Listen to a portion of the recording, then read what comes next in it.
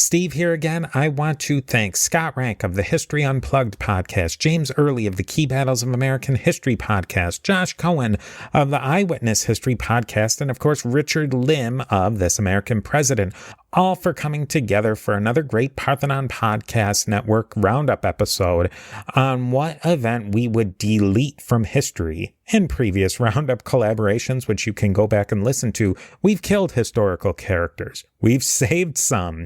Well, now we're going to edit out one important event from history and see what happens. Who knows what'll happen? You'll have to listen to find out. Look for more of these episodes from the Parthenon Podcast Network. To see show notes and learn more about these great podcasts, go over to parthenonpodcast.com. If you have an idea for a roundup episode, please send me an email or reach out on social media. You can send me an email to steve@a2zhistorypage.com or find me on social media platforms by searching for A2Z History. I will talk to you soon.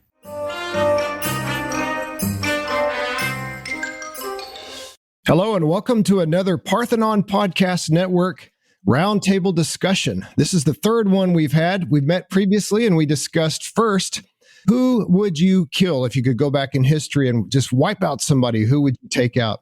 And then we had another one, I'm sure you remember, who would you save? It was just the opposite. And how would that change history? Tonight, we have a different idea. We're going to talk about what event in history would you make not happen? If you could go back in time and just eliminate an event rather than a single person, what event would you eliminate? And we agreed up front that you cannot eliminate 9/11. It's kind of our JFK assassination of this one. It's too easy, too obvious. So I am here with the other members. This is James Early, by the way. In case you didn't figure that out. This is James Early. I'm the host of the Key Battles of American History podcast. And I'm joined by my fellow Parthenon Podcast Network podcasters. We have the host of the flagship podcast of our network, History Unplugged, Dr. Scott Rank. How are you doing, Scott? All right. Flagship is pretty August term, but I think you... Anyway, appreciate it. We also have with us the host of not one, but two podcasts, overachiever. That would be Stephen Guerra. Steve, say hi. Hi. Steve, of course, hosts the great podcasts Beyond the Big Screen and The History of the Papacy.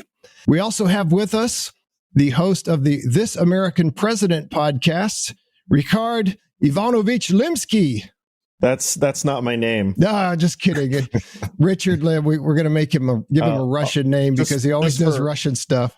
Just for today. Just for today.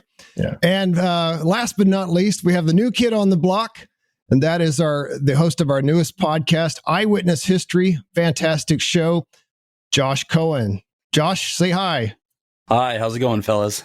All right. It's going good. We're going to have a great debate here. We've got four very different historical events that we're going to discuss. I myself am not going to do one this time. I'm just going to moderate because as we get more and more people, we don't want to make this show go on for hours and hours and hours. So we're going to start with Josh, the new guy. He's going to be in the leadoff position. You're in the hot seat, Josh. So Josh, if you could go back in time and eliminate one event, what would you do and why? All right, fellas. Well, I'm going to do all of us a couple of favors here. So I'm going to save millions of lives. And by extension, I'm going to save millions, actually billions of dollars. I'm going to rid the world of a psychopathic, mass murdering maniac. Not a bad day's work there. Create at least a little bit of peace in the Middle East. And I'm going to free up a vast majority of the world's oil wealth. And depending on where you land on it, save America a few potential historical blunders from a foreign defense policy. So James and company, the event that I'm going to remove is the 1979 Ba'athist Purge. So the purge occurred July 22nd, 1979. Now, I get this is a bit of a esoteric event. I want to kind of fix in our listeners' minds the event itself and what I think would not have occurred had the event not happened. So Iraq was best captured, I think, under its old regime form by an author named Kanan Makia, who wrote a book called The Republic of Fear. And I say this because in addition to the book, he also produced a program for PBS. And in the video, in the broadcast, you can actually see in real time footage, this incredibly chilling video. And it shows the actual moment that Saddam Hussein achieved and consolidated ultimate power for himself in Iraq. The day that Saddam Hussein actually became the Saddam Hussein as we knew him, is recorded for posterity. We don't have that moment in, say, Germany with the Night of the Long Knives, right? We know roughly what happened, that Hitler realized he had to massacre every rival, not just in German politics, but within his own party, which is, of course, the crucial thing. So trying to condense my time as best I can. Basically, 1979, there's a meeting of the Central Committee, and Saddam Hussein is chairing the whole thing from a podium smoking a large cigar. And there's about 100 people sitting in the conference room. Without warning, one of the Ba'athists, a senior member of the Ba'athist party, whose name I'm sure I'm going to butcher, Muhi Abdul Hussein, hope I got that right, was someone he's dragged on stage, and he's very obviously been tortured, been beaten. And he goes up to the podium and stumbles through a confession that effectively implicates himself and others in a plot to destroy the Iraqi public and to remove the regime of the Ba'ath Party and to ruin the Iraqi revolution. So having, confessed for himself that he had committed this crime, he then begins to take out a piece of paper and say the following members of the Ba'ath Party were with me in this plot. And he begins to read out their names. And these are people that are in the audience, guys. So you literally can see on the video the guards pulling the people out of their chairs and out onto the street. Now, as this is happening, as you might imagine, there's a frenzy going on within the audience. So they start screaming and howling and hoping that they won't be the ones removed. They start screaming glory to Saddam Hussein, our leader, the sun, the moon, the stars, and nothing matters. They're one by one just taken off the chessboard. And at the end of the event, I think we had something, it was, I wrote it down, it was 68 people who were arrested. And then 22 were sentenced to execution. And over the course of the next week, hundreds more members of the Iraqi Ba'ath Party were executed as well. So that's the crux of the event. I could go in a lot further, but I'm trying to be sparing with my time as I can. So this is the day that Saddam Hussein, like I said, becomes the Saddam Hussein as we knew him, replacing at the time president, Hassan al-Bakr, who was actually a rather loved, I don't want to say democratic, but not quite a Saddam Hussein. So there are three main points that I believe that this purge affected, and I wanted to touch on: Iran, Syria, and oil. So on the point of Iran, the purge removed many seasoned Ba'athist politicians and diplomats as well, who almost certainly would have opposed Saddam Hussein's ill-fated decision to invade Iran 12 months later. And that's about 1.25 million lives saved right there, right? And Iran itself had experienced a revolution just 5 months earlier, and the Baathists feared that Iran's new leaders would destabilize Iraq by mobilizing Iraq's dormant Shia population. So in this, Saddam Hussein saw a once-in-a-lifetime opportunity to annex and expand to a greater Iraqi territory, Iran, and acquire the immense resources at the expense of a weakened Iran, right? So this purge and those which followed immediately after effectively eliminated all threats to Saddam's power inside Iraq and his agenda for Iran. Additionally, we would have been spared the gassing of the Kurds in Halabja. The Kurds, who I believe are still the largest stateless minority in the Middle East and I think the world. But the chemical attack, which occurred a little under 10 years later, 1988, basically killed about 15,000 people, to say nothing of the chemical burns, the cancer-causing chemicals that would destroy generations to come. So we would have been spared that. That's on Iran.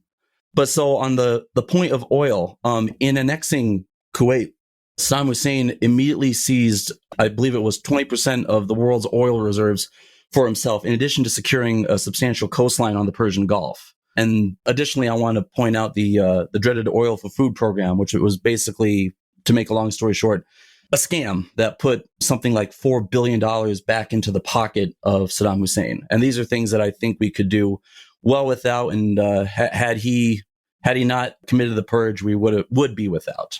Voila. All right. Well, that's a pretty persuasive case. That's a lot of lives saved, a lot of money saved. Steve, what do you think about that? What's your reaction? I wonder who was going to be running the show then if Saddam didn't take over. It would have been Hassan al-Bakr. So he was the Iraq's president at the time. He was taken ill, and he was also him and his family were under threats by Saddam Hussein, who was, strong arming him.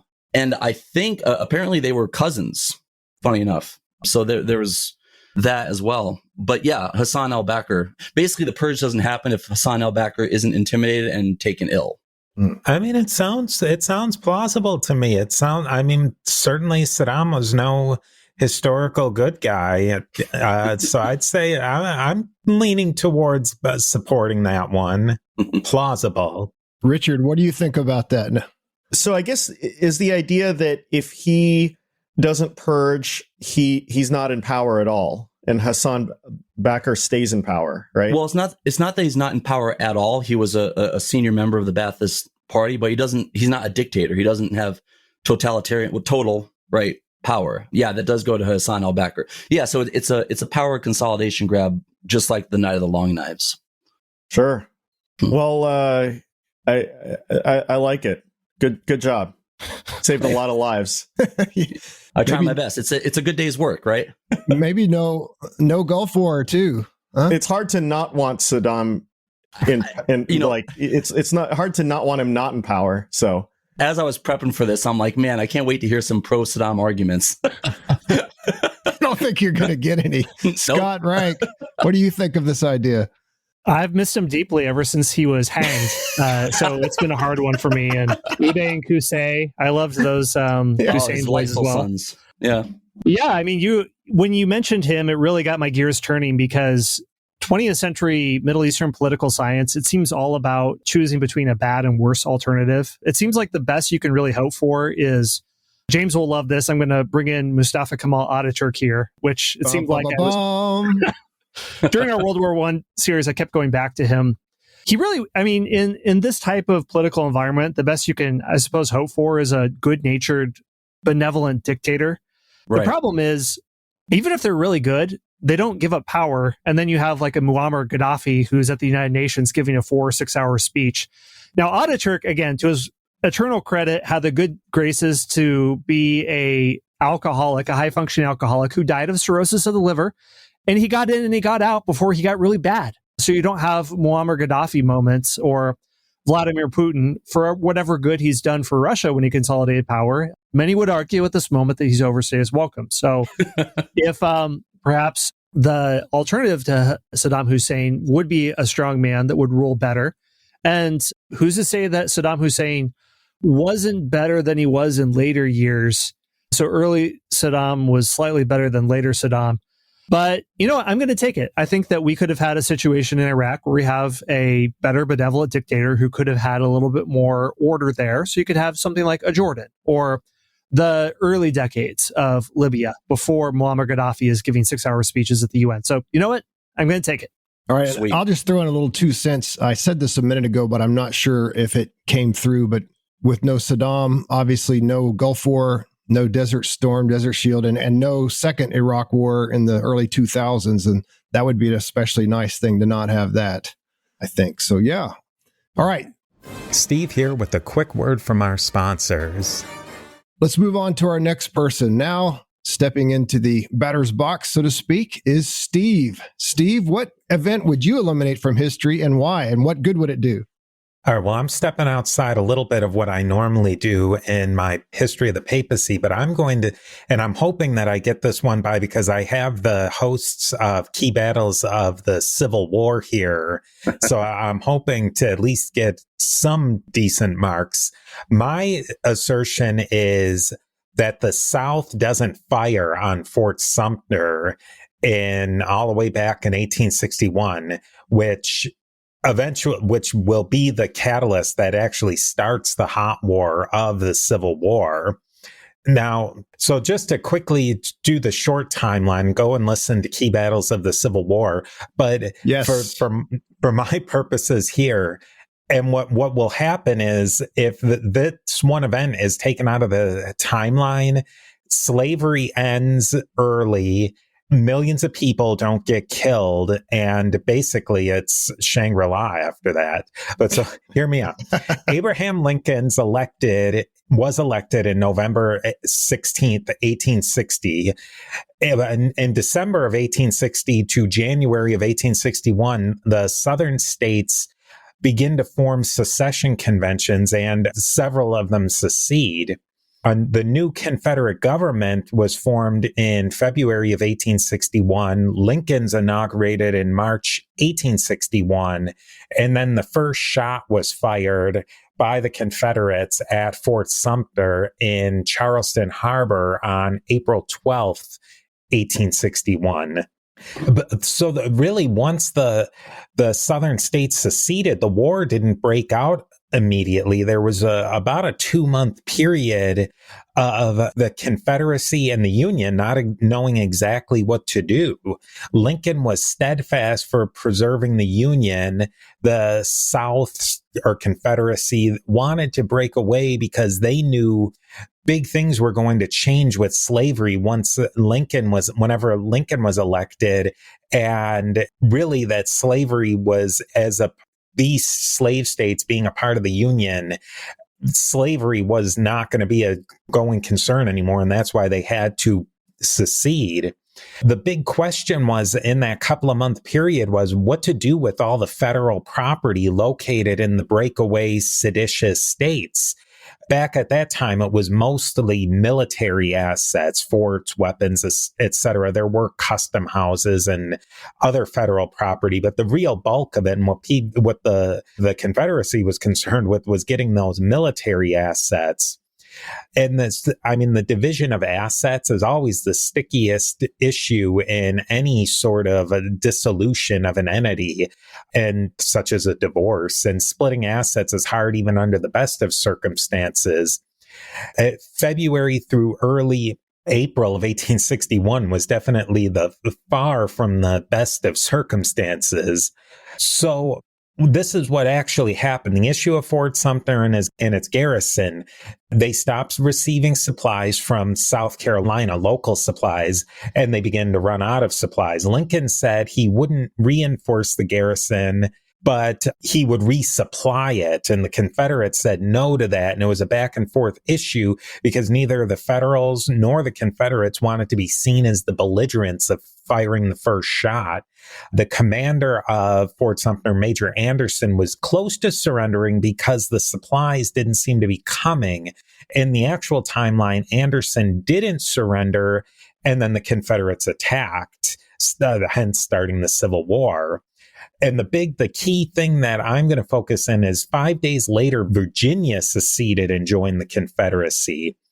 Now, this is what happens if the Battle of Fort Sumter doesn't happen. So why might it not happen? And I think there's a lot of different reasons. It could, maybe Major Anderson does surrender. He just can't hold on any longer. Maybe Lincoln just orders the evacuation of Sumter. It could be out of weakness. He could see an opportunity. Maybe he just delays too long. I mean, he's just fresh president at that point. Or maybe the Confederates decide not to attack and starve out the defenders. You could really see it go any way. Now, here's what the fallout to me is of no firing on Fort Sumter is Virginia does not secede. Virginia as a whole was not pro-secession. There's no polling, but it was fairly unpopular. And it was really a bunch of firebrands that came to the secession convention and got everything fired up after the Battle of Fort Sumter. If there's no firing, I don't see them gaining any traction. So Virginia doesn't secede. The Federals' response with the Anaconda Plan, because it's really the only plan that they have on the books, and it was a pretty good plan. Now picture the South without Virginia, it's completely cut off. France or England aren't going to get involved. For what purpose? And that puts a lot of pressure on the Confederates, especially New Orleans, Charleston, and the port cities. I see Tennessee and Kentucky, they just get put down in complete lockdown, martial law. Lincoln does an early version of the Emancipation Proclamation, which doesn't affect Virginia, Maryland, or Delaware because they're all in the Union. It's maybe awkward and it ruffles some feathers, but nobody really wants to start trouble over that. A huge new army is raised, including a federal army of Northern Virginia. There's really no need to use this army yet because the Anaconda program or plan is working so well. And then, so the next step is some of the marginal states in the Confederacy, they float overtures to come back to the Union, maybe Texas, Louisiana, Florida, North Carolina, Arkansas. Maybe pro-Union areas in the South, like Appalachia, go into full revolt. The Confederates have very few resources to put down these revolts. Now, just to make, to shorten it up, it's really by 1862 or so, you really only have a few Confederate states that are left, and they're crushed by the new super mega Union Army, and it really isn't even a fight. Then really the states that didn't capitulate early, the southern states, they get treated more harshly than the states that threw in the towel early, but they're all eventually readmitted into the Union. The last slave states, the ones that didn't secede, Virginia, Maryland, and Delaware, they see the writing on the wall. A constitutional amendment's passed to end slavery. And really, that's the wars ended, slavery's ended probably by late 1862. I see some possible negative impacts. I think since the rebellions crushed so early, really in maybe as little as 18 months, Lincoln maybe doesn't change his views on colonization of African Americans and the former slaves. I think you might see a possibility, because it ended so fast, of no universal suffrage and citizen rights for African Americans. So, maybe no 14th Amendment. But I think in the end, a lot less people killed and slavery still ended. So that's my case. All right. That is an interesting case. Richard, what is your response to that? What would you say? So I guess is the idea that it wouldn't just be Fort Sumter, the attack not happening, but there would be no spark that would lead that to happen. Because I'm also thinking that the Anaconda Plan was a blockade. And in effect, that would have started the war. Because when I'm hearing that specific moment of the Battle of Fort Sumter, I'm thinking that's when the war starts, right? Because of that battle. So are you saying that if that didn't happen, but the Union goes in and does the blockade, then effectively they're able to take out the effectiveness of the Confederacy right off the bat? That's what you're saying. Yeah, it really turns it into a Cold War that they're blockading, but it's not. The Confederates really didn't have anything without Virginia, especially, to go against a blockade, an effective blockade. It would have just been a Cold War for several months that are really just completely draining those core Confederate states without Virginia, that they didn't have a lot of money or military resources or anything to begin with. Yeah. I think it's a very interesting thing. It sounds like a lot of things have to align for what you were saying, that let's say the blockade happens and in effect, it is a war that starts. One of the reasons why Lincoln was able to, one of the big propaganda victories Lincoln had was that he allowed the South to fire the first shot, right? Otherwise, he doesn't have that. Let's say imposing the blockade is seen as the North acting aggressively. Maybe that turns Virginia towards the Confederacy in and of itself. I don't know. But yeah, it seems a few things do have to align for that. Yeah. But hey, we would all love for the war to have been less painful and slavery to have been abolished sooner, right? Yeah, we'll take that as a W. Yes. Scott, what do you think about this? What are your reactions? Well, I agree strongly that there's a lot about the Civil War that is contingent. It didn't need to happen. It seems like the sides really stumbled into it. Of course, the North and the South had animosities based on slavery, but how it would resolve could have gone any number of ways. The thing I was really thinking about with your case was the question of emancipation. And could that have happened without the war? Now, of course, it could have happened, because all throughout the Western Hemisphere, there was slavery. All throughout the British colonies, there was slavery. Brazil was a huge slave nation, and they were able to emancipate their slaves without a war. Now, they had to pay money. This is called a compensation emancipation. So the British Empire paid a huge amount. It was something like 40% of its national budget to slave owners, and this was issued in bonds. And I read somewhere it wasn't paid off until 2015. Something like that happened in Brazil as well. But then there was this informal kind of slavery that went on, and you can still see some lingering effects of human trafficking. So in the United States, to simply emancipate slaves without any kind of compensation, I think that would have led to resentment of Southerners who saw a lot of their wealth in the form of their slaves essentially evaporate. And that could have led to simmering resentment, a similar type of Jim Crow situation. As Steve mentioned, maybe we don't have a 13th and 14th Amendment. If there were compensation emancipation, which Lincoln was pushing for, and it did happen in DC, then I think, we could have, maybe there wouldn't have been Jim Crow. I mean, maybe Reconstruction, well, you wouldn't even really need it because you wouldn't have to rebuild anything. So the economic disaster that the South faced after the war could have perhaps been spread around the United States. I don't know if that would have happened. If anyone could have pulled it off, it would have been Lincoln to push for something like that, using the example of the British Empire and other nations that would have gone for compensation emancipation. So if that's the case, that would have been great. If not, then I don't know if you could just simply announce emancipation without paying anyone and it would have been fine and the South would have accepted it. So James is much more the authority on these matters, but that's my take. I'm going to jump in if I may. Sorry, Josh. You'll get your time in just a minute. But yeah, I got to push back against you, Steve. I can almost guarantee you that emancipation would not have happened in 1862, even if there'd been no war.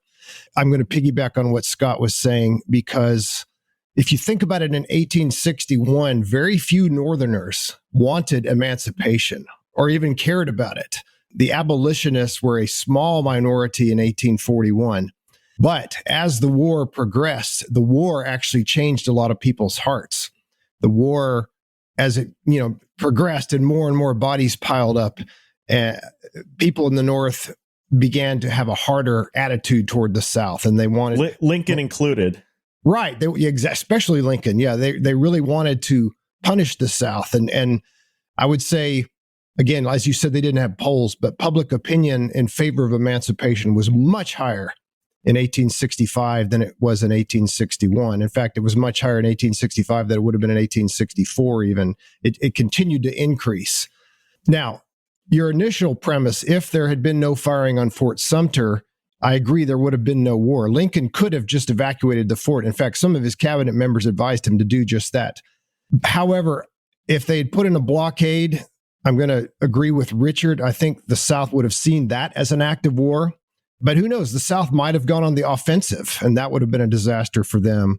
But I also agree with you that if Virginia had stayed in the Union and the other three so-called Upper South states, the Confederacy would have had zero chance. They had not that much of a chance even with the Upper South. But when you take away the industry, not that there was a ton of it, but there was a fair amount of industry in Virginia. You had the economy in Tennessee was strong, North Carolina, but I can't go with the emancipation in 62 thing. Sorry. I think that, I'm going to push back. And okay.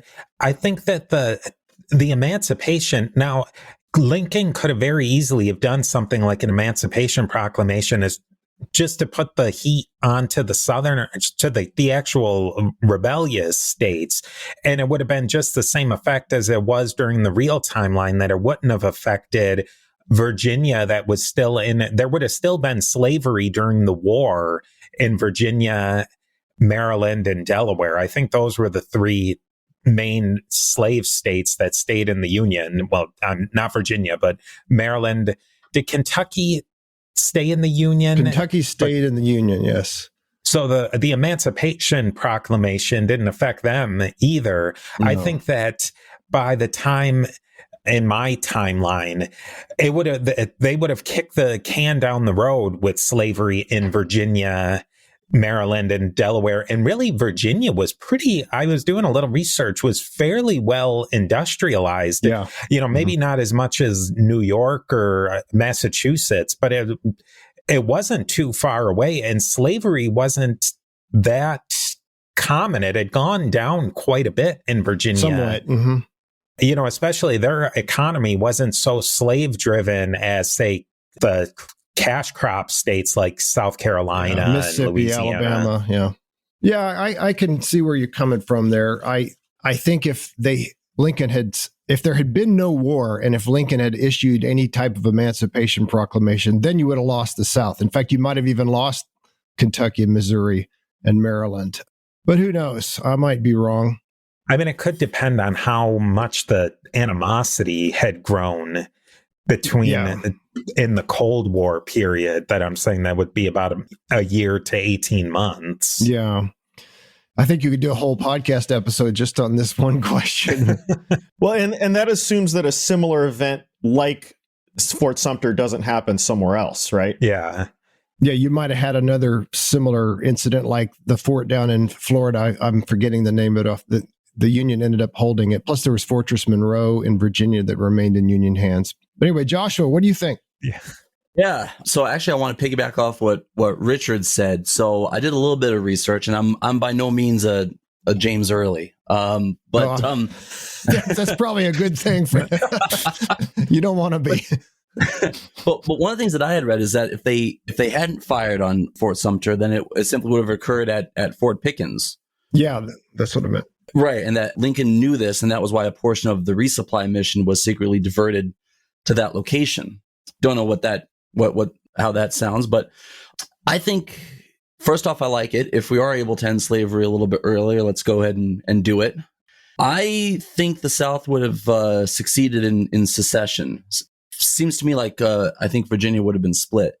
When Virginia, purported to secede, Virginia ought to have declared that, this doesn't apply to the former portion of the district, which we concede to federal territory. Virginia ought, in its ordinances of succession, have expressly declared that we present no claim or threat to the capital of the Union. Because I feel like one of the main dramas of this story was Lincoln's military onus, what he had to accomplish strategically and militarily, and whether a threat was posed to him. And it brought up a lot of questions, I think, for Lincoln. How do I persuade the northern states to raise and send troops? What do I tell them? What do I tell them to do? What's a workable military plan to subdue the larger states? I feel, and I could be dead wrong, and I'm sure James Early will whack me on the head if Maybe. But I feel like Lincoln wouldn't have any real good answers to these questions. I think it was the Confederate threat to Washington that would have solved all of Lincoln's problems. So Lincoln had the army he needed, and it was just a matter of getting more and more troops involved. And then I think the Southerners solved Lincoln's second problem by placing their own capital in Richmond, Virginia, the only Southern city that was close enough to the Union to be a credible target to Lincoln. If we capture this, we win the war and we end the Confederacy, right? So that's my quick 2 cents. And I'm just curious, Steve, if in your alternate timeline, if you see that shot just simply happening at another fort. I think that kind of the whole thing of mine is that nobody's willing to take that first shot, which was in the actual timeline. There was that nobody wanted to be seen as the one who fired the first shot. And I think that for what I was really going for is that they keep doing that. It's brinksmanship, but that first shot never gets taken, which then doesn't spark the secession, the firebrands in Virginia to get them to flip Virginia. Right. All right. Well, good discussion. We need to move on for the sake of time. So now coming up is Ricard Ivanovich. Are you going to do something Russian this time? You're 2 for 2 on Russia so far. I think in an indirect way, sure. So, okay. Indirect. Yeah. So you guys are like in the business of saving millions and millions of lives from getting murdered and all that stuff. It's what we do. And that's all great. But, to quote Norm Macdonald, who once talked about Oscar Pistorius, I don't have a problem with the murders. What really bothers me is when people have really stupid conspiracy theories. Now, I'm not against conspiracy theories. I'm not against the idea of conspiracies, because conspiracies have happened in history, like the great triumvirate of Caesar and Crassus and Pompey. Okay, that was a micro conspiracy. But, and I don't know, some people might think I'm wrong, some people might think I'm naive, but most macro conspiracy theories are really bad. They're not very logical. They usually involve, I think a lot of them, they thrive on ignorance, but if people love to scrutinize the official story, but if they applied that same scrutiny to their own theory would collapse. And that's what I often find in, conspiracy theories, whether it's like were the Apollo missions faked, the moon landings faked, and all that stuff. Most people who say that they're faked haven't even talked to someone who actually studies physics. And I think a lot of this came because, not all of it, but a lot of it came because of a crazy moment in American history. It really was crazy. I mean, here you have President Kennedy being assassinated November 22nd, 1963. And there's always this sense that it's one of those moments, it's like 9/11, where it's like a loss of innocence. And then 2 days later, Jack Ruby goes on national television and murders Lee Harvey Oswald. And at that point, understandably, there was immediate belief in a conspiracy, that Oswald was silenced and that he knew about a conspiracy, maybe he was set up. But then there was this belief that Jack Ruby was part of a conspiracy that silenced Lee Harvey Oswald, so we would never know the truth about the Kennedy assassination. And that has effectively turned the Kennedy assassination into an industry in which people have made so much money peddling theories about the Kennedy assassination, which so many of which don't stand up to scrutiny at all. I mean, there are books that are just blatant lies about the Kennedy assassination. There was a book I remember as a kid by a doctor named Charles Crenshaw, who was at the hospital where Kennedy was wheeled in after he had been shot. And so he wrote this book. I think it's called A Conspiracy of Silence. He later said that the people that wrote the book exaggerated his role in the whole thing. But it's just yet another book, that the authors made money on it and blah, blah, blah. And people will believe anything. They want to believe in a conspiracy. But the evidence, if you look at what happened with Jack Ruby, the evidence pretty much shows that it's pretty ridiculous to think he was involved in a conspiracy. As people who know the story, he was he was a nightclub owner in Dallas. And like many nightclub owners, he knew the police and he would go into the police station. And basically, he happened to be right in front of Oswald as they were trying to transfer him. It was on national TV. He stepped out, shot him. Now, this is a pretty violent guy. He was known for beating up customers at least 25 previous occasions. Anyone who knew him said that he was too unstable to have been part of a conspiracy. A lot of people said the same thing about Oswald. But the reason we know that it's unlikely that Ruby was involved in the conspiracy is because just moments before he shot Oswald, he was at a bank right next door. And at that bank, he waited patiently to wire money to an employee. And we have the date stamp on that, in that transaction, 11:17 a.m. And then literally 5 minutes later, he walked into the police station, shot Oswald. Oswald was being held longer than he should have been because the interrogator wanted to get information out of him. But the time stamp was 11:17, right before he happened to see Oswald. He waited patiently. There was no way he could have known how long he would have had to be in line to talk to the teller, to wire the money, yada, yada, yada. Now, it's pretty crazy to think this is a complete coincidence, but guess what? That's history. Lots of things are coincidence, right? So a few months ago, we talked about the assassination of Archduke Franz Ferdinand. Was it a conspiracy, or was it just chance that, the first shot missed and then he happened to run into the Archduke again? That's history. It happens. But because of that assassination, everyone thinks that there's a conspiracy. People, and I think in the last 10 years, it's been mainstream to believe that anything you don't like that happens is a conspiracy.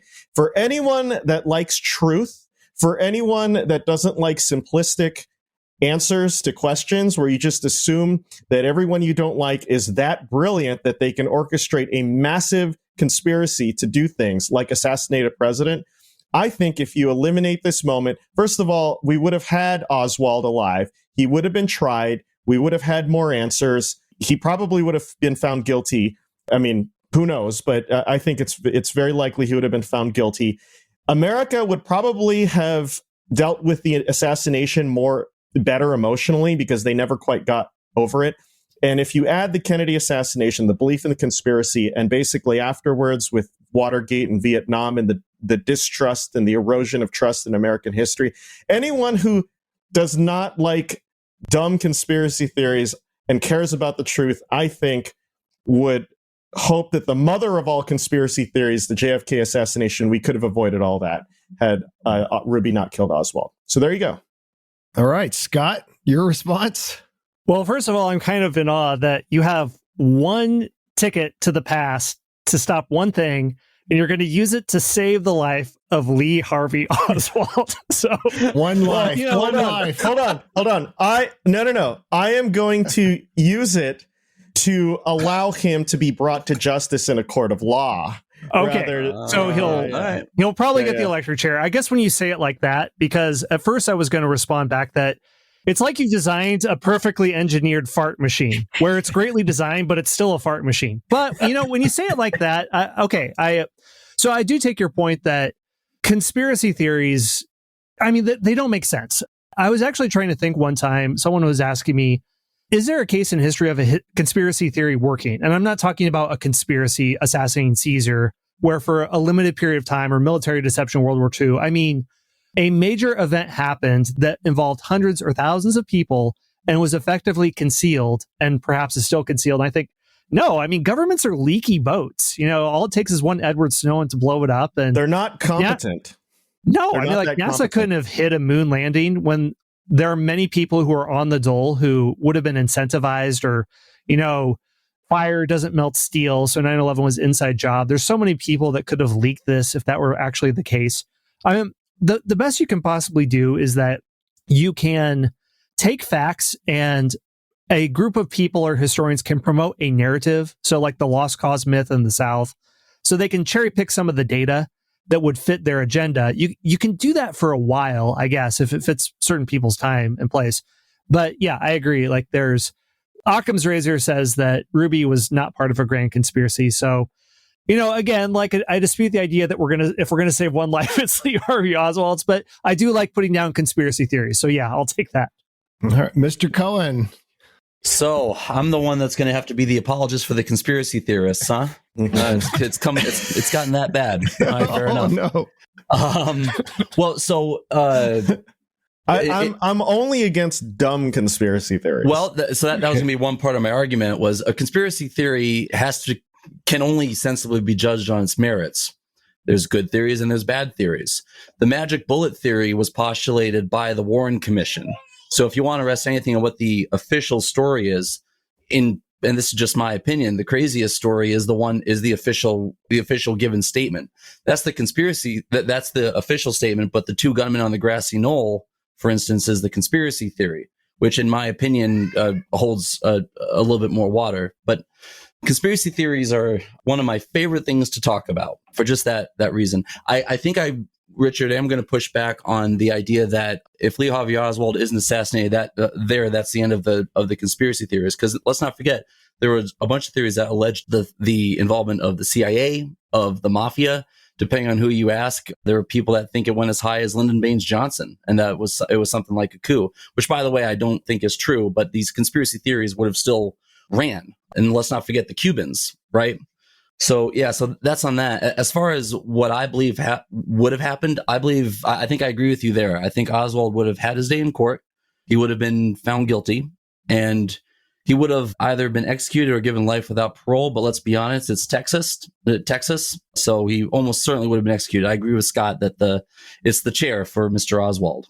Yeah, and then just one last thing, putting a good word for the conspiracy theories. There's a book that I'd recommend to our listeners by one of my former interviewees, actually, James Reston Jr., who wrote a book called The Accidental Victim. And it's basically a whole conspiracy theory that's laid out that sets up the idea that Texas Governor John Connally, who, let's not forget, was in the car with Kennedy that day, was actually the intended victim, the intended target of the assassination attempt, of the assassination. So, okay, I have a few responses. The first response is when I don't know who among here has been to the site, the Dealey Plaza where Kennedy was assassinated. I have. But the grassy knoll is so wide open where anyone can see you. Sure. It makes no sense for a brilliant mastermind government or mafia or Cubans to say, hey, let's plant a shooter here where everyone can see you. It makes more sense to shoot. Take that, somebody. Oliver Stone. Yeah. It makes more sense to shoot you from a building, snipers from a building. That's what snipers do. So that, it's the same. It's the idea that if you put the same scrutiny to the official story, the theory falls apart. The second thing is that most of the conspiracy theories really, they basically, as soon as Ruby shot Oswald, there was the immediate assumption, oh, he must have been silenced. This is a bigger thing. So most of those theories that you mentioned, whether it's CIA or Cuba or military industrial complex, yada, yada, mafia, those came about because of the suspicions that arose because of the killing of Oswald. So I don't necessarily think that they would have had the same environment to thrive in had Oswald lived, because there would have been more answers, more things would have been uncovered. His credibility would have been determined very quickly. But the other thing, too, is that on the magic bullet theory, most times when people debunk it, just like Oliver Stone supposedly did, they show the diagram of Kennedy and Connolly sitting parallel to each other at the same height. But when you actually look at the film and the position, Connolly is actually seated to Kennedy's left, slightly to his left, and he was sitting at an angle, and he was also lower. And when you include that, it's far more likely. I mean, first of all, if Kennedy's getting shot in the back from behind, the bullet has to go somewhere. So the bullet hits his back, comes out of his neck. Who's it going to hit? Connolly. So actually, it's a lot more plausible than people say it is. Also, Oswald was, his own brother thought he did it. If anyone knows you better than anyone else, your own brother. So anyways, all I'm saying is that, yes, there are a lot of theories, but if you apply the same scrutiny to those theories, look, I wasn't there, obviously. Could Kennedy have been killed by a conspiracy? Sure. Yeah, sure. But here's the thing. Give me a theory that doesn't suck. And give me a theory. I've heard people say Lyndon Johnson did it. And I asked them why. Yeah. Oh, because he became president afterwards. That's not proof. Don't know where the proof is. So give me more than hearsay. Give me more than, oh, well, obviously he killed him. No. Give me something. You got me. All right. Steve, do you have anything? Wait a second. I'm getting a message through my fillings right now. No, I'm not going to bring up MK Ultra. I kid. I don't want to get a reputation. Project Artichoke. I think that there's something to say that if Lee Harvey Oswald had survived and he was somehow punished, they're going to convict him. I don't see that through any means that he's not going to get convicted. That really could have just put the end to it. No matter if there was a conspiracy or not, even if there was a conspiracy, if Lee Harvey Oswald survives, is convicted, is put to death, or whatever happens afterwards, I think the nation can go by without that. It looks dirty that Ruby shot him just out of nowhere before Lee Harvey Oswald really has a chance to say anything. Then you compound it with all the hippie stuff and how hippies all went bad in the late 60s, and then Watergate, and then it all comes back to the hippies. Yeah, it does. Yeah. But so I think that you maybe save some of the national innocence with Lee Harvey Oswald not getting killed. At least not getting murdered. Well, yeah. I'm not getting murdered at that point, because I think that's kind of like, that was as much as Kennedy getting killed, for older people, that was their 9/11 moment, is watching it on TV, Lee Harvey Oswald getting shot. My mother talks about that. When she was a kid, she stayed home sick from school and saw it on TV. Like, it was so unexpected. And it was. It was a murder on national television. Yeah. It's insane. And it was a murder of a guy who was being held by two law enforcement officers. So, it's an insane story. But, that's history, right? Insane stories happen sometimes. That's why we love to read about it, because it's really fascinating and interesting stuff happens. Richard, I'm just curious if you can guess at what the motive Ruby did have for killing Oswald. Well, he was a violent guy. He was his own bouncer at his club, and he beat up customers on 25 different occasions. So this is a guy who knew the cops, but also had a bit of, social immunity, and he was a violent person. And just like we see every day, people have crimes of passion. And he was devastated at Kennedy's assassination. He was also fearful. He was a Jew, and he saw a few flyers that were anti-Kennedy, and one of them had a Jewish name on it, and he was afraid that the Jews were going to get blamed for this. And so he went and wanted to redeem himself as a hero to kill Kennedy. That's an educated guess on my part. I mean, I'm not saying I know for sure, but that's what I've read. None of us know for sure, right? Yeah, Right. exactly. Yeah, I mean, I have my theories, but I think that's a definite. We could have another Parthenon podcast right there for Kennedy conversation. Just for the record, I'm open to conspiracy theories, just not flimsy, dumb ones. That's all. That's all I'm saying. And I agree for the record. We'll have an Oliver Stone's JFK watch party. Oh, no. Please, no. 4-hour long podcast episode. All right, right, Scott, we got to move on. Steve here again with a quick word from our sponsors. That was a great discussion about Kennedy, but Scott, you have your case to make. I can't say it. What event would you eliminate? Okay, mine is the biggest stretch, but you could probably have a turkey shoot with all the holes in the theory, but we have the most to gain. I am going to accelerate the invention of the printing press by 1,500, if not 2,000 years, by stopping the Bronze Age collapse in 1177.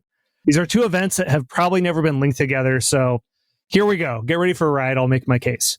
So I didn't want to do kind of a sniper shot of let's stop this specific event that will lead to this event, because Ashton Kutcher has taught us in the butterfly effect that you don't know what will happen if you try to, go precise in history.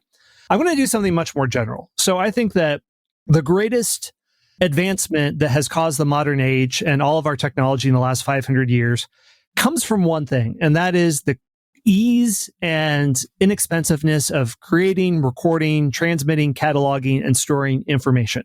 If we have a major war or an economic collapse, we can basically get back on our feet in 5 to 10 years because we have all the knowledge at our disposal. We have libraries and books. But millennia ago, with the collapse of the Roman Empire or the Bronze Age collapse, if civilization falls apart, it can take centuries to get back together because you don't have all of your information available. And the reason I choose the Bronze Age collapse as linking to this is because if I want to accelerate the invention of the printing press, I can't just have Gutenberg born 1,000 years earlier. The printing press was really a global achievement that took the contributions of societies all around the world. You needed paper that was made in China in about 200 BC. You needed the block printing press, which again is made in China in about 800 AD. Okay, so why didn't China invent the movable type printing press? Because of their alphabet. The Chinese alphabet has hundreds, if not thousands of characters. The Arabic alphabet has hundreds of different characters. So easy movable type doesn't work with their alphabet.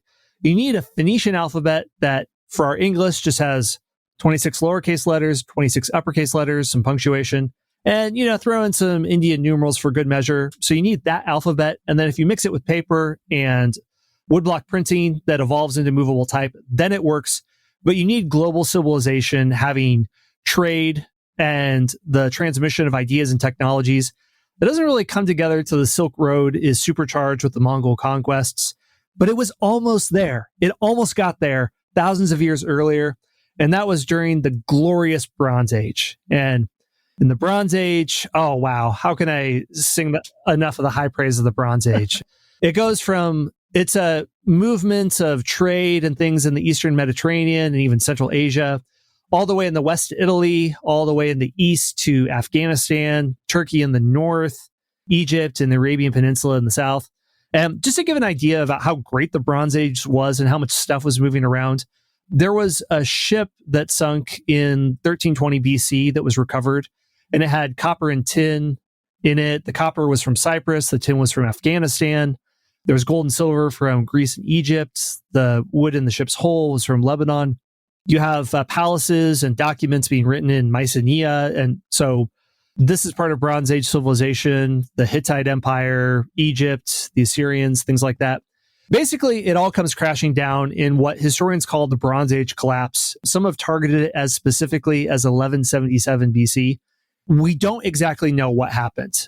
Egyptian hieroglyphs have reference to a group of people called the Sea Peoples. Maybe they originated in Ukraine. There's all sorts of different theories. They don't have records. What we do know is that in a very short window of time, there's all sorts of archaeological evidence of basically a giant burn layer. So the Hittite capital is destroyed and the Hittite Empire disappears.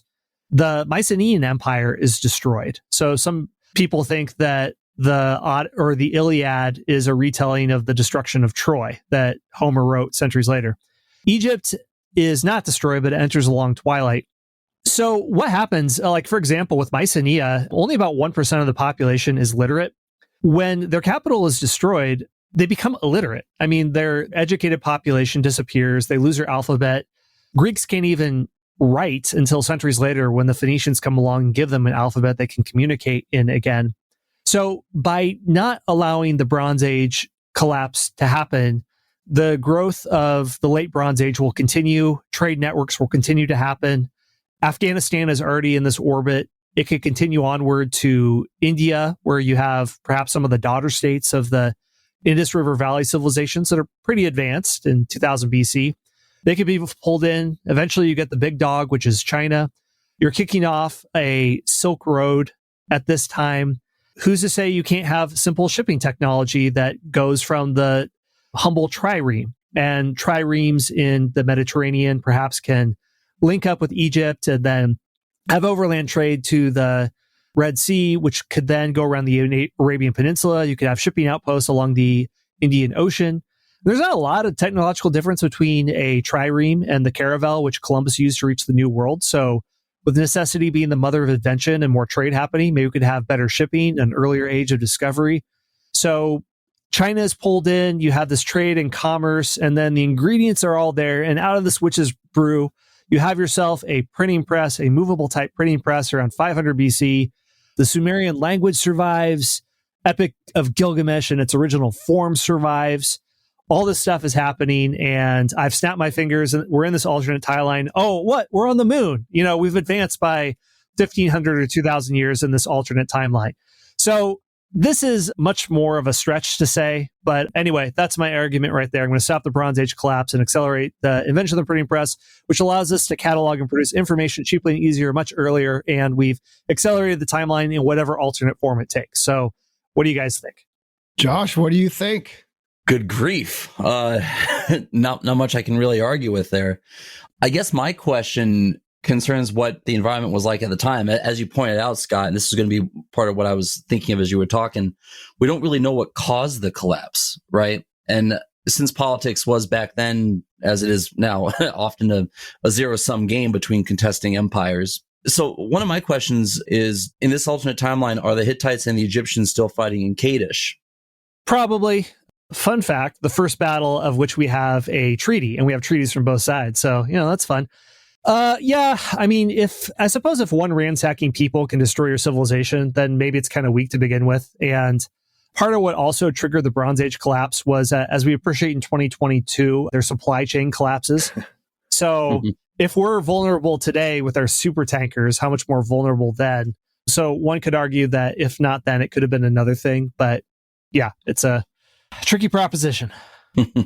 Perfect. Thanks. I like it. Yeah, they had all those cargo containers piled up and they couldn't get them out of the port. And all all of the Phoenician red tape, they just can't get all their stuff. They're not enough truck drivers. If it means less conspiracy theories, sign me up. We are quickly degenerating here. No, I'm just kidding. Steve, what's your thought about this? No Bronze Age collapse. I guess that's my big thing, is that since we don't really know the specifics and that there were a lot of fragilities built into their system, that they were so dependent on weather for their agriculture. I mean, it could have been like 15 things that piled up, but I dig it. I think that if there was no Bronze Age collapse, that really did put Western civilization and Near East civilization back for hundreds, if not thousands of years. So I could very well see that a lot of inventions and societal institutions could have picked up steam a lot more quickly if they hadn't been knocked back. I mean, you look at things like the fall of the Roman Empire, which was kind of a similar situation. It didn't knock back civilization that long. Things were able to recoup a little bit quicker because they did have less of a knowledge problem. If society had a little more time to build up a little bit more cultural baggage, you might say, good baggage, then maybe things could have picked up more quickly. All right, Richard, you get the final word here. Mm-hmm. Yeah, well, it's a very interesting point because people talk about different turning points in history. And I think that people talk about the fall of the Roman Empire and what, the end of the classical antiquity age and all that stuff, but not a lot of people talk about this in particular. And the key to this, I think, is the literacy rate there that was essentially extinguished, but that was kind of like the seed of enlightenment that could have continued on. And, in those kind of things, innovation can really just branch out in very unexpected ways. So I like it because it's a spotlight on a critical moment that I don't think I had ever thought about, really. You just kind of think of that era as kind of the prelude to what would happen to ancient Greece and ancient Rome and all that kind of stuff. But it was a loss in and of itself. So I'm cool with it. Yeah, like what you were saying, that if they would have had a few more people that were literate, they could have had the escape velocity to weather things. So it's sort of like with the Bronze Age collapse, you get to see what it's like if the Roman Empire falls, but there aren't any monasteries around and scriptoriums to record things. It really stinks. So you know what? Those monks, they're all right. Well, they saved civilization. Pro monk. Yeah. Yeah. Scott Rank, pro monk. Yes. Right. Well, anybody have any final words before we sign off? This has been fun. Yeah, this was a pleasure. It was heavy, but it was good. If we could save the life of Lee Harvey Oswald, then it was all worth it to me. That guy gets a bad rap, let me tell you. That guy Oswald. Ooh. Hero. Ooh. Let the listener beware. Yeah. This is called sarcasm. All right. Yeah, sarcasm. Just in case. /S, yes. Yeah. Josh Cohen, biggest fan of Lee Harvey Oswald. That's the hashtag on this episode, by the way. Okay. Well, all right. Thank you so much, everybody. Thanks, fellas, for your research and your thoughts. And listeners, be sure and check out our podcasts. Be sure and check out Eyewitness History by Josh Cohen, This American President by Richard Lim, History Unplugged by Scott Rank, History of the Papacy and Beyond the Big Screen by Steve Guerra. And if you wouldn't mind, maybe check out Key Battles of American History by me as well. And we will post this on all of our feeds so you'll hear it. And we'd like to hear your thoughts. Who do you think presented the best case and why? Or maybe there's another event that you think would be even better to stop or to prevent. So let us know what that might be. We're going to post this on various places in social media. And we'd love to hear your thoughts and suggestions for another Parthenon Podcast roundtable discussion. What would you like us to discuss or debate? So thank you very much again, and we will see you next time.